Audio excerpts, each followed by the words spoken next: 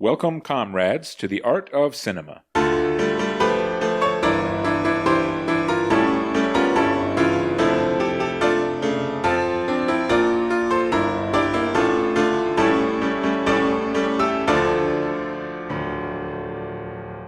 I am Colonel T, Minister of Propaganda. I'm joined today in the studio by the architect of our decades-long nightmare of terror and bloodshed, General Secretary F. Greetings, Colonel, to you and to all the workers who toil by my command as I instruct them in the ways of the revolution. Certainly, General Secretary, it's your brutal reign of terror after all. Today, we continue our review of the top 10 films of the 2010s, and at number 6 we have The American. You know, The American may be number 6 on our list, but it's number 1 on the list of mortal enemies. The American in the film, the protagonist, is George Clooney.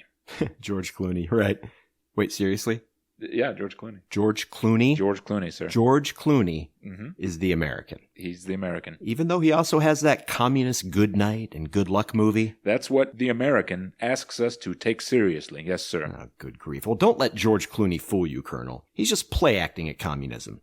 Communism being the penultimate stage in the development of the politics of atrocity we've mastered here in the People's Republic of F. George Clooney is to communism what Elvis Presley is to the blues, Colonel. Nothing to be taken seriously. It's all just a silly act. It's only superficial, surface level. George Clooney makes his historically inaccurate communist propaganda films, sure, but the closest he actually comes to liberating any of the workers from their toil is to pay the minimum wage to scrape shit out of the toilets in his various mansions around the world. George Clooney is an utter hypocrite. A limousine liberal, yes, sir. A champagne socialist. But don't worry, sir. Josh Brolin is going to slap some sense back into the superficially communist George Clooney when they appear together in the Coen Brothers movie Hail Caesar. In any event, George Clooney in The American is an assassin for hire. It's not clear if he works for the American government or for a private contractor, but his specialty is the custom design and construction of firearms for other assassins to use. He'll design and build a weapon specially adapted for the particulars of a specific assassination, you see. Well, that's a good skill to have.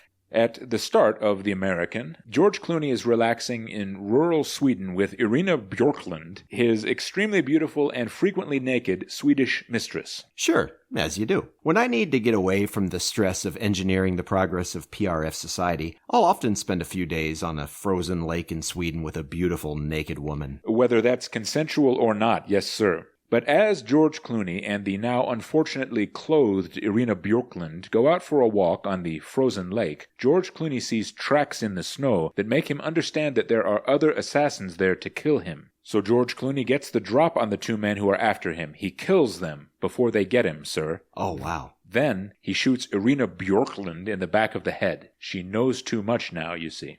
Tough luck, Irina Björklund. But I like what I'm seeing so far from George Clooney. It's good to see him shooting innocent people in the back of the head, because he's going to have to do a lot more of that if he wants to bring the revolution to America. So get used to it, George Clooney. Many of your American countrymen are going to have to be cut down to clear the way for socio-economic progress.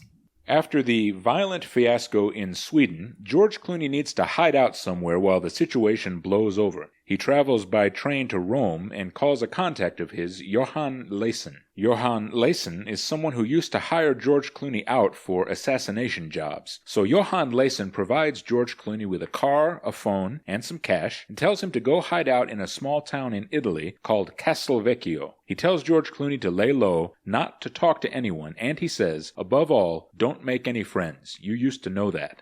George Clooney drives to Castelvecchio, Italy. After he looks around briefly, his suspicions are aroused, and he drives to the next Italian town down the road, Castel del Monte. He throws the mobile phone out the window on the way there, sir. It would appear George Clooney does not entirely trust his contact, Johan Layson. You know, Johan Layson is Belgian. Oh, okay. And Belgium is where the German army has to march through so that they can conquer Paris in the Anschluss.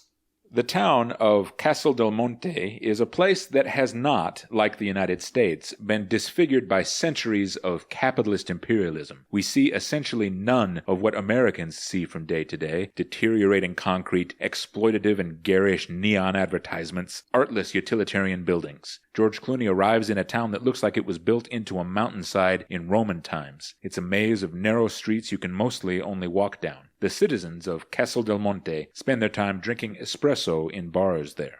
Once George Clooney arrives there at Castel del Monte, even though he's supposed to lay low, he meets some of the residents. George Clooney meets a Catholic priest, Paolo Bonicelli, who welcomes him to town and invites him over for dinner. The priest tells George Clooney that being American means George Clooney thinks he can escape history, that he only lives for the present. He also tells George Clooney that he must believe in hell because George Clooney already lives in hell. Hell is the place where there is no love, says the priest. I know what that priest means about history. You see, Colonel, oftentimes in history, the workers have found themselves at a crossroads. On the one hand, they could choose to languish, letting themselves die slowly of starvation and exhaustion, their corpses accumulating in the streets until after weeks or months or even years have passed, a mountain of dead bodies is accumulated. Or, on the other hand, the workers can risk it all. They can risk their very lives by taking up the umfassende Kriegsführung of the revolution. Yes, it's a risk, Colonel. A risk of winning, of halting the process of imperialist capitalist dissolution with a hammer stroke, so that I, your glorious leader, General Secretary F., may begin reorganizing society and the economy. As I implement the principles of my manifesto, I ensure that future generations will enjoy greater tranquility and well-being, but only if they had faith in themselves, Colonel. Only if they audaciously took up the fight alongside me, their glorious leader, General Secretary F.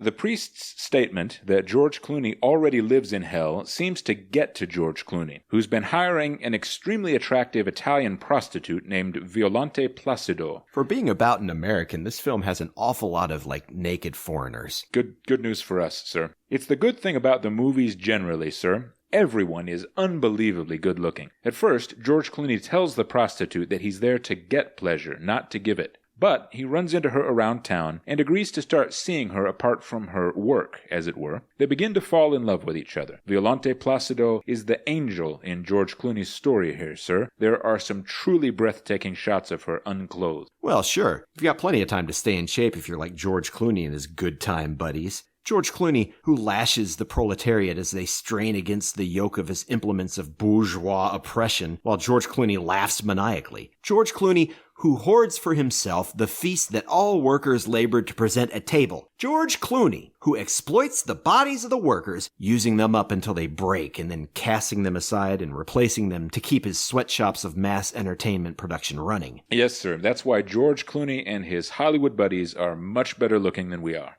But there's another woman who travels to Castel del Monte to see George Clooney, and if Violante Placido is the angel, she's the demon in the story. It's Thekla Reuton, and she's an assassin who's been referred to George Clooney by his contact, Johann Leysen. Thekla Reuton is also extremely beautiful, though unfortunately she has her clothes on for the duration of the film. Oh, sad. Thekla Reuton needs George Clooney to design a firearm for her upcoming assassination job. She needs a gun that has the firing capacity of a machine gun and the long-distance accuracy of a rifle. So George Clooney designs and builds this gun for Thekla Reuton and meets her in the countryside around Castel del Monte so she can test it out and dial in the sight. But continuing to work with this cabal of assassins is going to mean that George Clooney has to keep living in hell, sir, the place where there is no love. Sooner or later he'll have to break things off with the extremely beautiful naked Italian prostitute, just like he had to break things off with the extremely beautiful naked Swedish woman at the start of the film when he shot her in the back of the head. It's like Robert De Niro says in his film Heat. To live the life of a thief or of an assassin like George Clooney, you can't have anyone or anything in your life that you can't walk out on immediately without looking back when you feel the heat around the corner. I don't really see the problem here, Colonel. I've shot most of the people I've ever met in the back of the head. So George Clooney decides he's going to retire from the assassin business and pursue his relationship with the extremely beautiful and frequently naked Italian prostitute. He calls his contact Johann Leysen to tell him that he'll finish this last job, making the gun Thekla Reuton needs for her assassination gig, and then he's out. But this is not acceptable to Johann Leysen, who then tells Thekla Reuton to assassinate George Clooney himself with the gun he made for her. Or perhaps this was the plan all along, to have her kill George Clooney so that Johann Leysen can tie up the loose ends he's left back in Sweden. But George Clooney can tell that the trap he's in is about to be sprung, sir. He guesses that Thekla Reuton is out to get him now, and there's a tense scene in which he only narrowly avoids getting assassinated by Thekla Reuton when he delivers the specially designed and built rifle to her. I was hoping she'd get George Clooney in that scene. I can't stand George Clooney, hypocritical weekend communist. George Clooney asks the extremely beautiful and frequently naked Italian prostitute if she'll run away with him. He's going to try to escape this purgatory he's in. George Clooney chooses the angel, not the demon, sir, but he knows he won't be able to escape without foiling Thekla Reuten's plans to assassinate him. So it turns out that George Clooney has rigged the rifle he made for Thekla Reuten to kill her when she fires it at him. On a Catholic feast day when there's a procession through Castel del Monte, Thekla Reuten falls, mortally wounded, upon trying to assassinate George Clooney. He runs up to her as she dies and asks her who put the hit out on him, and she tells him it's his own contact, Johann Leysen. Oh, I knew it. George Clooney now knows that Johann Leysen is hunting him too, so George Clooney will have to escape from Castel del Monte while evading Johann Leysen. As he sneaks through the streets, George Clooney is on high alert, and then he hears someone moving behind him. He turns to see Johann Leysen and shoots him down. George Clooney is going to be able to escape with the extremely beautiful and frequently naked Italian prostitute after all, sir. But as he drives over to the rendezvous and the adrenaline wears off, George Clooney realizes he's been gut-shot. He feels himself weakening and pounds his fist on the steering wheel as it dawns on him that he's not going to make it after all. George Clooney arrives to find Violante Placido waiting for him, and he dies inside of her. He almost got out, sir, but he couldn't quite make it.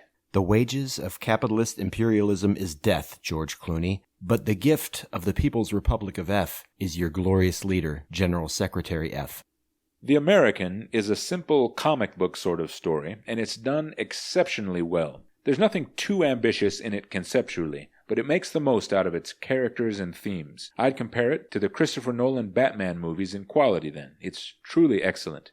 And you smile to see George Clooney step up as the leading man in a film like this. Because besides being a failure as a celebrity communist, he's really not much of an actor either. He must have really had to work hard to bring off this character in The American. So good for you, George Clooney. You exceeded our low expectations of you. Well, as an actor, maybe, but not as a revolutionary. The declarations George Clooney made to the press regarding his support for the Hollywood communists are useful as a means of highlighting the party's statement on the same subject. Clooney's declarations correspond to the antiquated, threadbare psychology of the socialists, or the neo-Cloonian party, as we like to call it. If Clooney's conception were accepted, it would be fatal, Colonel. Fatal. The movement of the Hollywood communists would be doomed to tread the same path as the metalworkers in 2013, when they were led into the field of illegality and were placed in a position where they could only resist by arming themselves and by violating the most sacred privileges of capitalism. But then, suddenly, it was all over, because the factory occupants only proposed trade union goals. Yet George Clooney endorses the Hollywood communists. He gives the institution his name, his status as a socialist deputy, and his personal prestige. You see, Colonel, the revolutionary proletariat regard him warmly for his conduct during the fascist attacks on Comrade Matt Damon.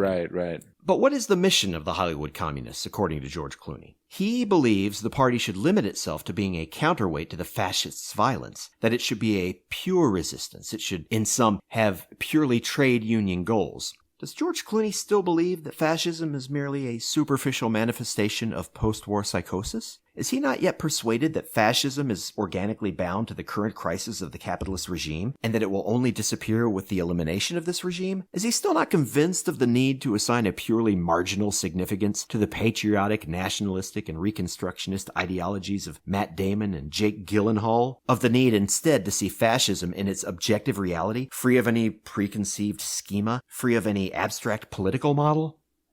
Workers and soldiers of the People's Republic of F, The American is number 6 on our list of the 10 best movies of the 2010s. This has been The Art of Cinema with our glorious leader, General Secretary F. Let us maintain vigilance against the ever-looming threat of an American invasion. You are required to report any non-participation or dissent amongst your comrades. Don't forget to tune in to The Art of Cinema again next time to find out which film from the 2010s is ranked at number 5 in your next mandatory re-education session.